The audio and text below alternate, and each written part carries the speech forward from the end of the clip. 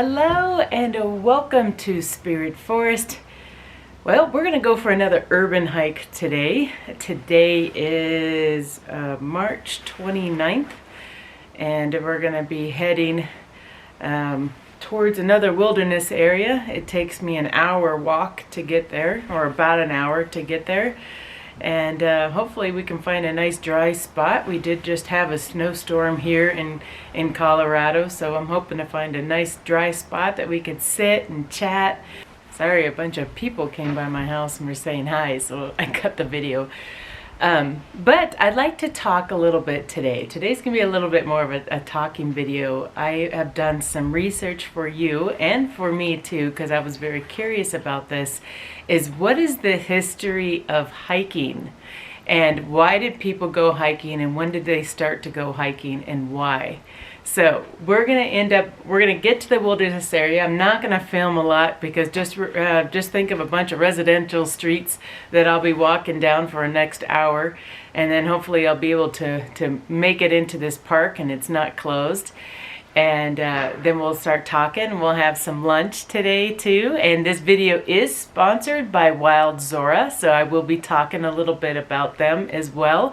So let's just get into the wilderness area and I'll see you there.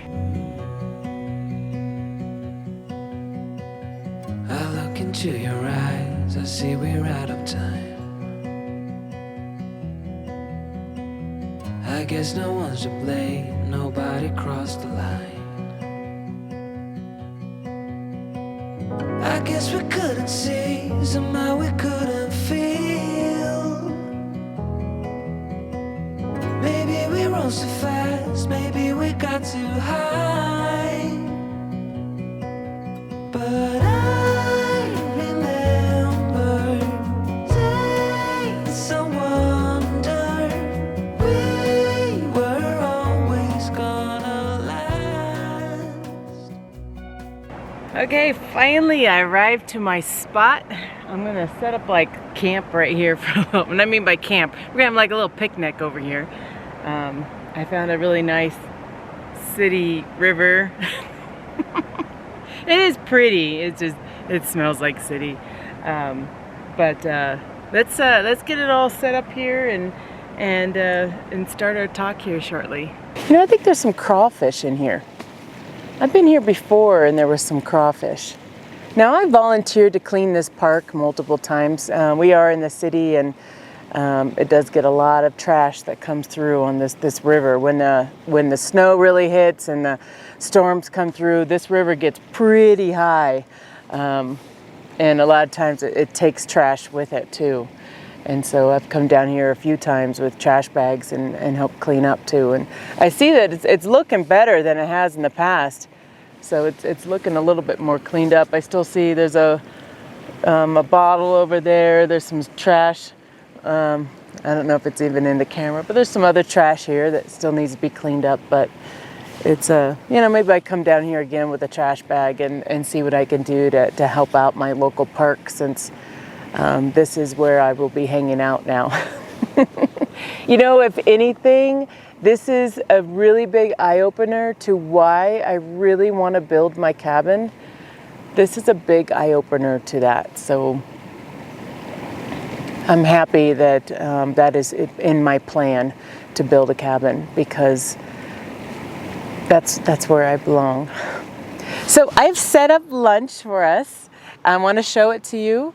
Here we go. Here's my setup here. Now, Ruth, I was trying to be like you in your videos, but I'm not going to the store, and so I don't have any beautiful flowers. She would have a nice little table with some beautiful flowers and beautiful napkins and so forth.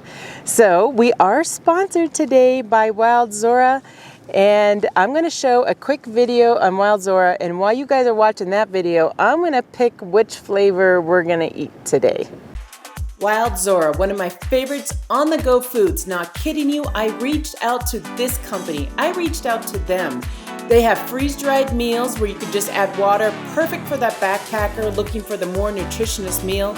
I stick these in my kids' lunches. I take them with me hiking. It truly fills me up for hours. It gives me the energy that I need. It's 100% grass-fed meat, free range, no antibiotics, no hormones, no sugar, no preservatives, no dyes. None of that stuff is in here. Try it out. Use the link below, and a small percentage gets donated to Spirit Forest. Trust me, I believe in this product. It tastes amazing. Try it for yourself. Oh, it's getting pretty bright. Pretty bright. So how'd you like that video? That was a lot of fun to create. I just had fun in my house. It was a stormy day when I filmed that, and it was just kind of fun to set it all up. And I went out and I bought all the food, a lot of the food that's in the Wild Zora food. I even bought kale, and I'm going to talk about that. But it was just a lot of fun. It really is. It's a mom and pop company. I think they have like 30 employees. They're located here in Colorado. You know, you get a 15% off coupon, and a little donation comes to Spirit Forest if you purchase. Very good food. In fact, that's what I'm having for lunch today. Let me show you what we chose to eat today. So here we are. We chose the barbecue beef. We have a cheese stick. We have some kale. I'm going to talk about that. And then this is a napkin that my aunt gave me it's from a woman in Norway, and she paints these napkins. And I thought it was really nice that I'd bring it out here. As Ruth, I was thinking of you, making things look all pretty like you do. I'm not as good as you, but... And so I brought a little piece of bread too, to go with my cheese and my meat over here. Okay, as I was buying all that food to set up that video, again, it was so fun to create. Thank you for watching it, and thank you for supporting Wild Zora too, a small company, if you ended up purchasing some. So I was like, what am I gonna do with all this kale? And I remember a friend of mine, she came to my house and she's like, we're gonna make kale chips. And I'm like, what? That sounds terrible. And so she made it, and I actually really liked it. I don't know if you've ever had kale chips. I don't like the kale chips that you buy at the store where it's in a bag. I like the homemade ones. So I was like, I have all this kale, and I might as well make some kale chips. I think it's healthy for you, but basically all you do to make it is that you just mix it with some oil. Just make sure the leaves are covered with oil. Not too much though, because I did a little too much this time. And then you spread a bunch of salt over it. You put it in the oven for about 250 degrees for about 30 minutes or so. And some people flip them too. I didn't flip mine, but mine turned out just fine. And they're like a chip. I know you're probably gonna totally gross out. It's like a potato chip. Who knew? It's really good though. I like it. And I don't like kale, you know? It does have that aftertaste of a kale. So, yeah. But it tastes good, and I think it's healthy for you too. And I'm trying to work on healthy with me. Okay, so we're gonna do the barbecue beef. I don't know if I tried this. I think I have. I think I've tried them all. I'm gonna show you what it looks like. There you go. That's what it looks like. And it's really, really fine, so it doesn't get stuck in your teeth or anything like that. So it's really fine. Because a lot of times when you're backpacking and you bring the beef jerky stuff, you always got to have like dental floss with you to get it out of your teeth. This is actually really nice not to.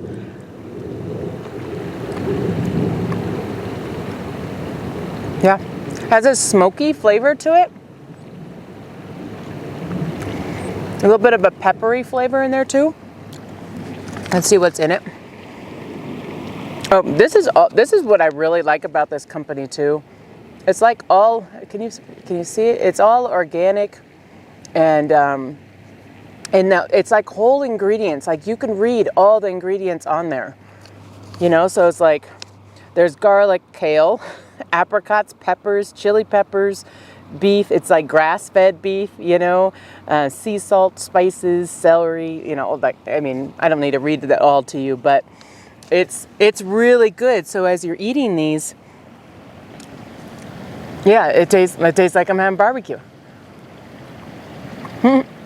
Okay, I'm gonna finish my lunch.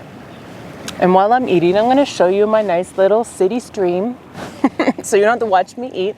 Okay, what I want to talk about today, and I've done some research, like I said, I want to talk about the people that were in the covered wagons going across the U.S. I'm talking like from New York all the way to California. What was the food that they brought with them?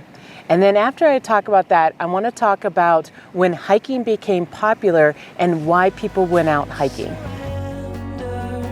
Now that it's ended, nothing to say, 'cause guess we've said it all. Now why do we care to dream?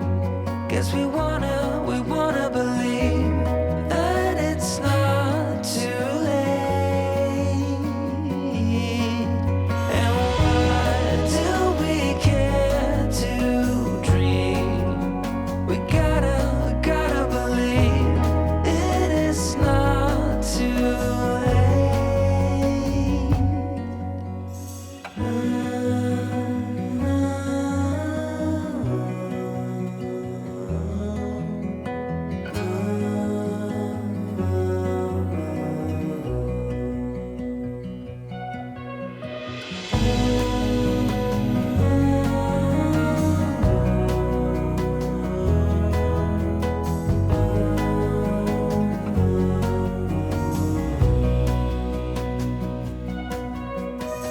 I look into your eyes, I see we're out of time.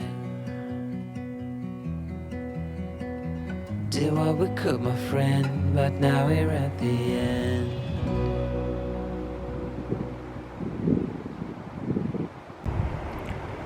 That lunch was amazing. I have been sitting here for a good just 30 minutes, just chilling,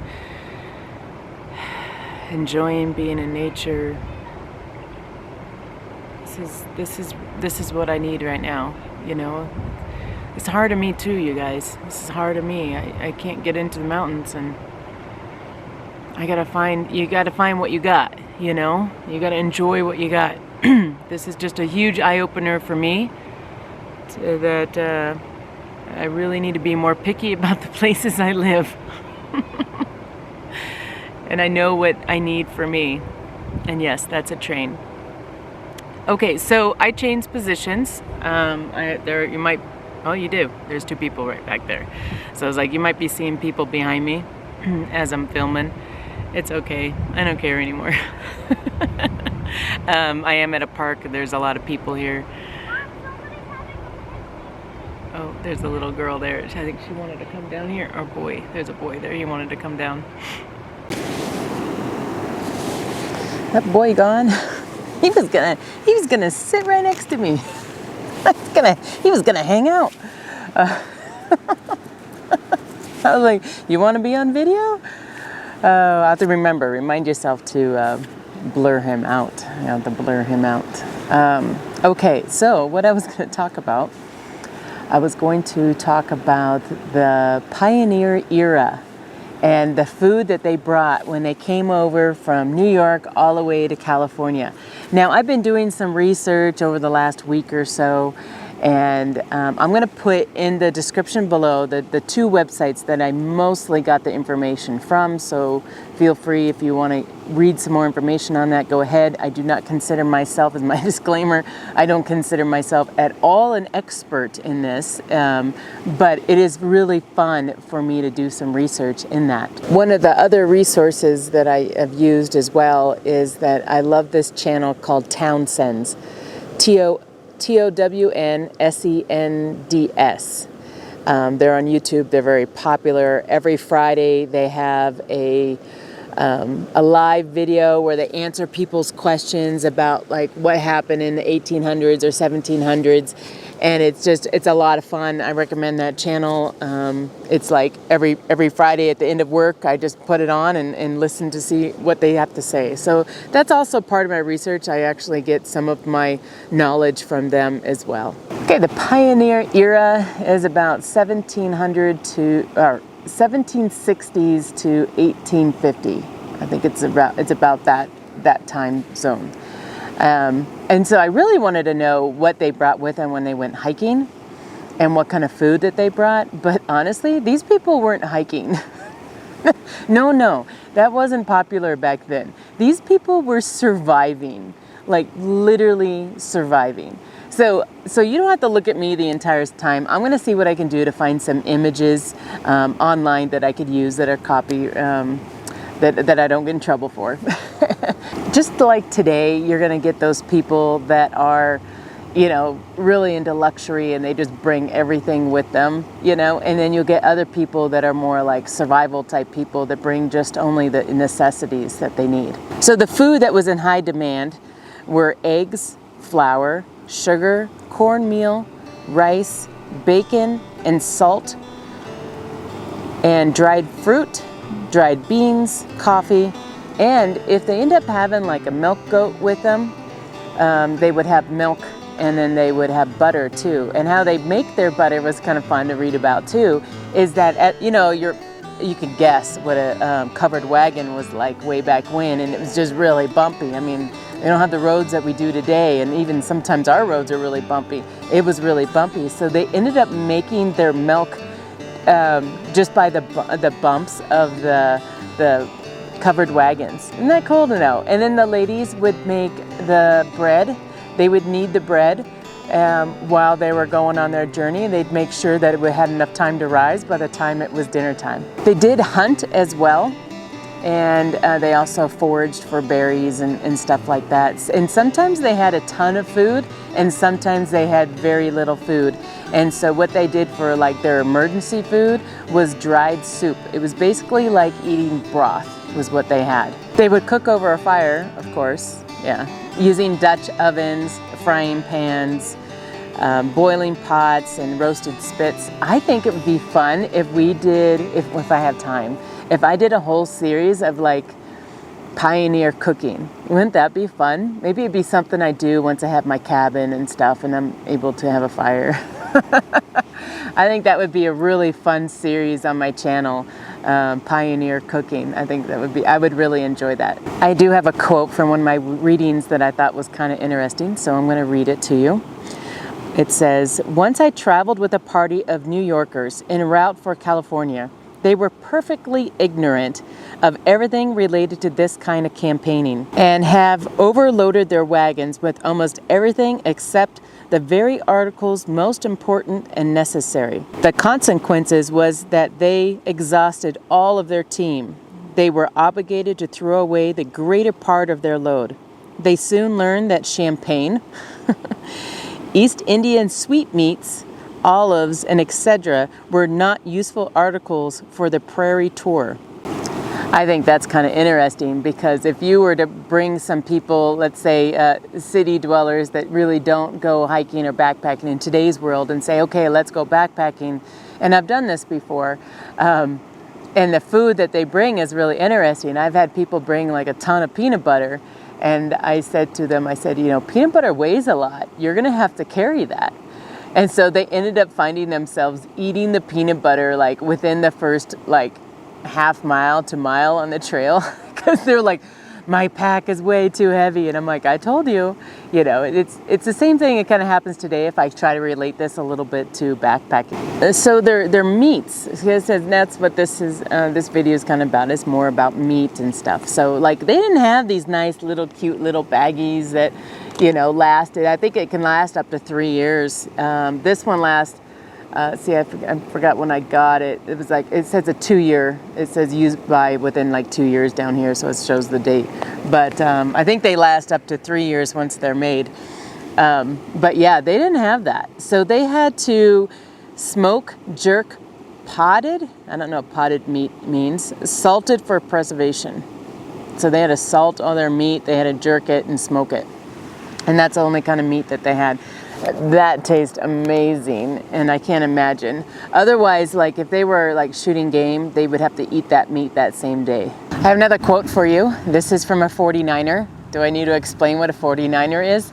It's not a football team. Okay, here's the quote. A 49er writes in his journal describing meeting with another wagon train. The sugar, rice, beans, and flour were also out. They have been living on nothing but hardtack and coffee, and coffee and hardtack. They had no shotgun and of course took no game. Yuck. Can you imagine crossing hardtack. So yeah, I did have to look that up. I didn't know what that was either. Hardtack is like crackers. Yeah. They're eating crackers and drinking coffee. And that's all they had left.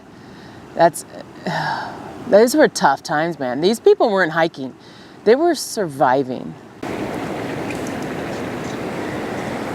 I got some, I don't know, it was in my refrigerator. I think the girl's daddy brought it over. So I was like, well, we're gonna try this. We're just hanging out today at the park. Having a little chat. Cheers.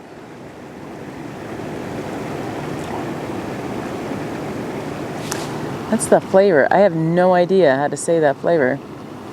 It's not bad though.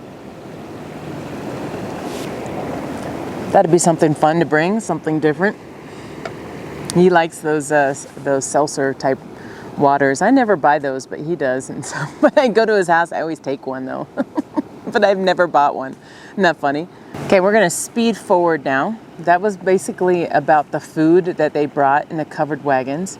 So now we're at about 1850 or so. Now, if you're not used to my channel, I do really like, again, the end of the 19th century. I really like studying that. It has a lot to do with the steam trains and stuff like that. So you will see on my channel sometimes I talk about steam trains, and there's a couple videos that I have on the steam trains, and I give the history of a lot of areas up in Colorado and in the mountains. And so this is, again, another era that I really like. I don't know what this era is called. Is it called a revolution? No, I don't know what era is that called? Is it industrialization? Not sure what era that is called. And again, I'm not a history buff at all. In fact, I did very bad at school at history. But the older I get, the more I want to know about what's going on, what happened, what do we do? And we repeat ourselves in history a lot. Okay, I'm going to generalize, just so you know, I'm generalizing, just making this really simple to understand. So those history buffs out there, I'm sorry. We're just generalizing. So people came over in the covered wagons. Some people stopped along the way, and some people made it all the way to California. Well, the people that stopped on the way created all these farms and agriculture, and they were off grid. You know, those are the type of people, they were living off the land. So again, in my studies of finding when did people start to hike, it wasn't in the mid 1800s. It wasn't, because these people were outside every day. They didn't need to go outside. They were outside every day. They were working the fields. So by the time they were done with their day and the sun is set, they're inside relaxing and waiting for the sun to come up again, and they're working the land. So now we're into, let's say, the mid 1800s. Time has progressed a little bit. We actually have a steam technology, machinery that is being created, factories and mills being created, and cities popping up in areas. Well, these factories were offering a job, offering new ideas, new fashion. It's energetic to be in a city. I'll admit it too. Like, there's a lot of stuff going on. It's entertaining to be in a city. So these people that were out in the country were coming in to the city and start working in the factories. Now, their everyday life was in a factory. And these people were working six days a week. The only day they had off was on Sunday, and that was for church and family. So there wasn't a lot of time to be going hiking. So they're still not hiking at that point.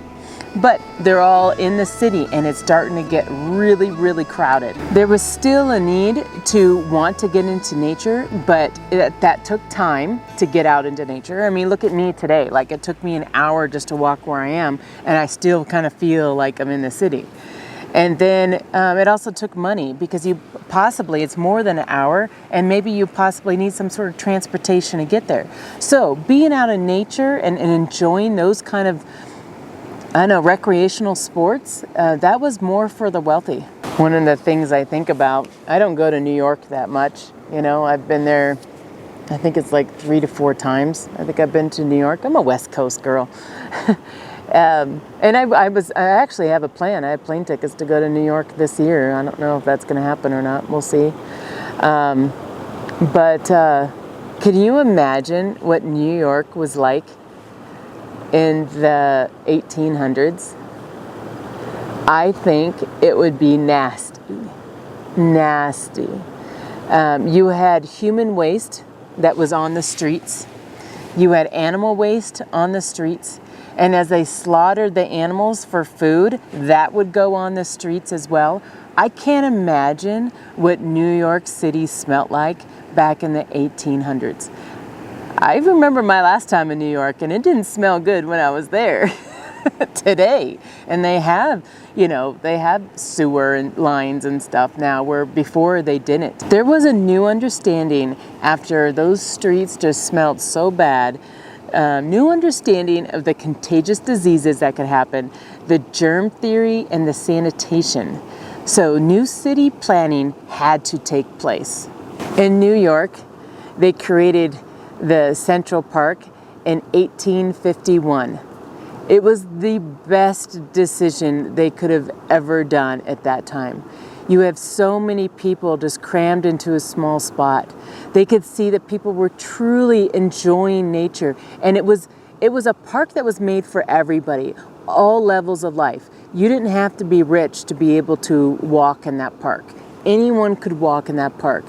And it calmed the people down. So nature was required during that time. And so other cities saw this as a success, and they started adding these parks within their city. You know, I haven't driven my car, and I don't know when the last time I drove my car. I don't know when the last time I drove my car. It must have been last week. I think I did something. I don't know. I think I did something. But so I've been on foot, and I'm purposely doing this. Like, I'm purposely trying to walk to everywhere that I need. I can walk to a grocery store. I can walk to a pharmacy. I can walk here. I'm trying to walk everywhere. And this kind of reminds me, is like, what was it like back in the 1800s when people didn't have cars, and a lot of people didn't even have a horse, especially if you're like in the middle of the city. People were walking a lot. But they're walking in the city. And that's what I've been noticing and how I'm feeling by walking into the city. Getting into areas like this is truly what is needed. And I don't know what your area looks like, but get that chance to walk into your city parks. These were created for times like these, where people need to get into nature. And for us here in Colorado, I have to stay in my city. I am not allowed to go outside my city, or at least that's what the governor is asking. I think people are still doing it, but I'm going to follow the rules and stay within my own city. There's some kids that are just screaming. I guess people need to do that too. I actually just saw a video on YouTube about calling, and how calling, just releasing that, like it's kind of like yelling, it's just releasing that can really calm your soul.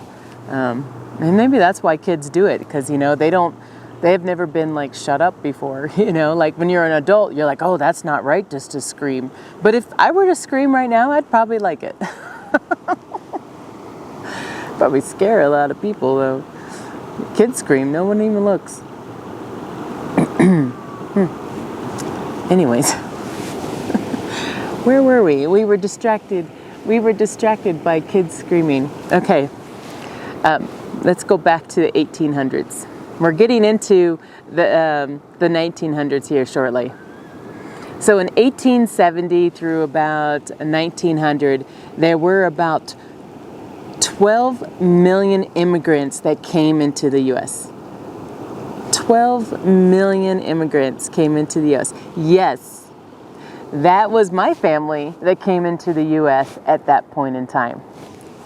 They were all seeking jobs and housing and working, so more and more people are flooding into the city, and the cities are getting packed, just packed. So the need to be in nature became stronger and stronger. And then people were noticing as the cities were expanding that their wilderness areas were starting to disappear. And then the park movement has begun. People were creating clubs. And like, for example, in Colorado, I think the first club was Rocky Mountain Club, and it was created in 1873. And these people were helping to maintain all the trails. In 1910, the Boy Scouts of America formed, building up our young people. But don't worry, I didn't forget about the girls. They're not left out. They created a group called Campfire Girls. I thought that was kind of a fun name. They were founded in 1911, but shortly after that, in 1912, the Girl Scouts were formed. These kids just keep screaming. They're interrupting my video. You know, my kids didn't really scream. They didn't really do that at all. Well, Madison, like, she screamed till she was 3, and then she just started singing. But these kids are just screaming at everything. I don't know. I think it's kind of funny, actually. I find humor in this. Okay, I have a quote that I want to because I'm a girl, and a lot of my viewers are women too. I have a quote that was from the Girl Scouts of America that I would like to read to you. The Girl Scouts believe heartily in woodcraft, in walking and hiking, and all kinds of creative camping and allied activities. It puts the outing in scouting.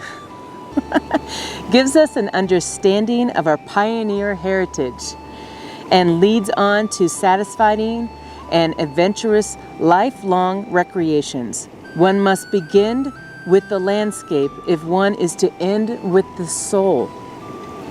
When you hike, and this is just their person who wrote it. When you hike, Girl Scouts of America, 1930. There you go. That was a good quote, Girl Scouts of America. I love it. In fact, I might put that on my wall. However, okay, we're just gonna interject here a little bit. I have reached out to 3 Girl Scout troops here in Colorado, telling them that I would, for free, teach their girls survival wilderness skills. Every one of them said no. Everyone. If you are in a Girl Scout troop here in Colorado and you want someone to teach your girls wilderness skills, I will do it for free. You have to be in Colorado. I'm not traveling. I'm just saying, like, what happened to the Girl Scouts? Like, I read this and I'm like, yes. What happened? Oh, they're selling cookies. So when I talked to them, I said, I'll do this for free. What can I do? How can I help you? And they said, oh, no, we're raising money to go to museums. What? Huh? They're raising these women to be CEOs. They're raising these women to learn how to sell cookies. And I never put my girls in Girl Scouts because of that. I felt that they could learn more from me than they could from the Girl Scouts. And I am sorry for those of you that had a wonderful Girl Scout troop. I really am sorry. I just was not able to find one for my girls that were teaching them outdoor skills. If you are in the Girl Scout troops and you're teaching outdoor skills, please continue to do that and show it off, because the Girl Scouts are only known currently right now for their cookies. And don't get me wrong, I like the cookies. Those Thin Mints are addictive.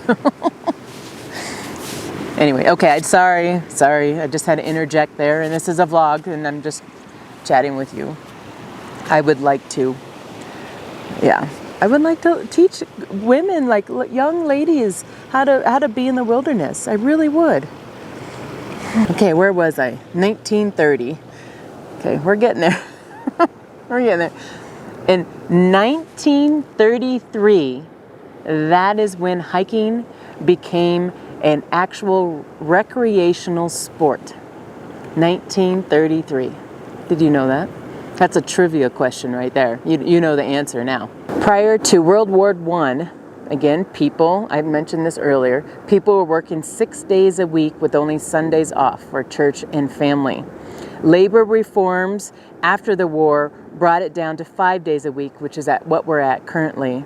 And then companies started competing with each other to offer vacation time, holiday pay, and so people were having more and more time off. After World War II, 1945, am I right? Right, 1945. After World War II, you know, the industry has changed a little bit. Things became more mechanical.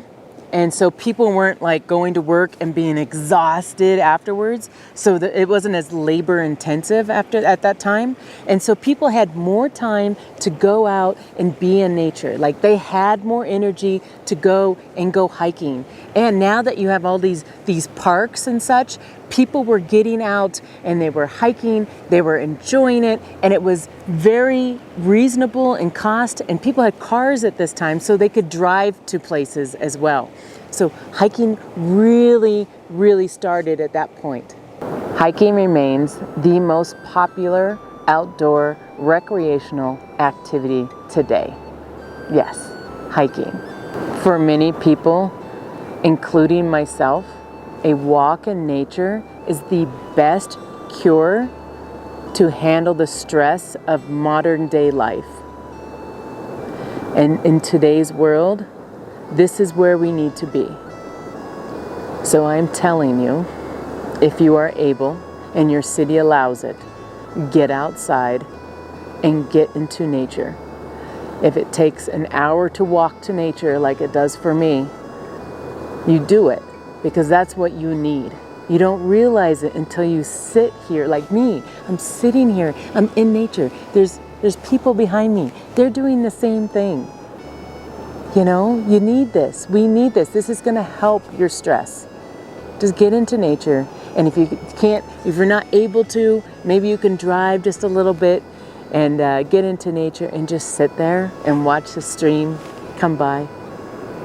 I want to thank you so much for watching this video. And Wild Zora, I want to thank you for sponsoring this video. I really appreciate it. And I hope to see you all on my next video. Stay safe, stay healthy, and get outside to go for a hike.